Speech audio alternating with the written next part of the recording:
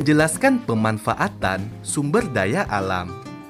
Sumber daya alam dapat dimanfaatkan secara langsung maupun tidak langsung.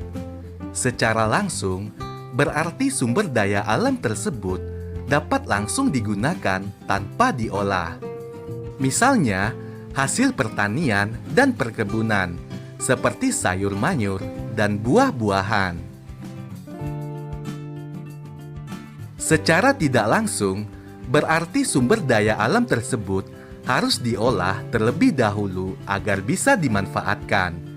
Misalnya minyak bumi, diolah menjadi minyak tanah, solar, dan bensin. Hasil sumber daya alam dapat berupa hasil pertanian, perkebunan, perikanan, hutan, dan tambang.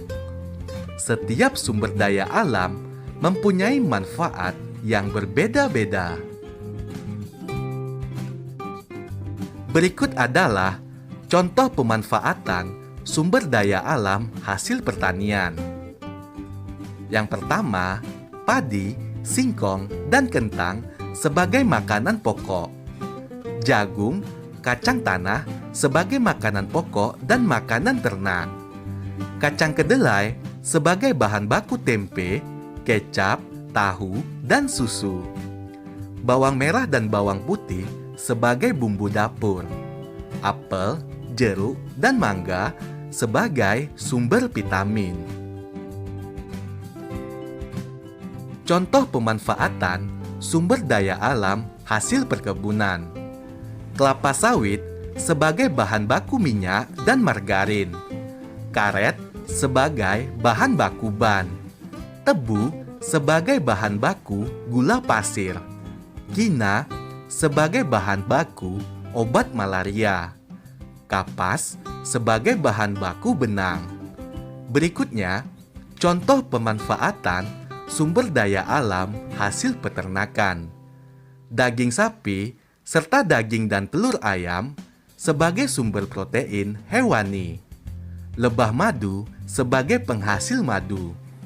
Ulat sutra sebagai bahan baku kain sutra. Kerbau untuk membajak sawah. Domba sebagai sumber protein hewani dan bahan baku kain wol. Contoh pemanfaatan sumber daya alam hasil laut dan perikanan. Ikan, udang, kepiting sebagai sumber protein hewani. Garam sebagai bahan makanan atau bumbu dapur. Rumput laut sebagai obat, bahan makanan, dan kosmetik. Mutiara sebagai bahan baku perhiasan. Fosfat sebagai bahan pupuk organik. Selanjutnya, contoh pemanfaatan sumber daya alam hasil tambang. Marmer dan batu gamping sebagai bahan bangunan.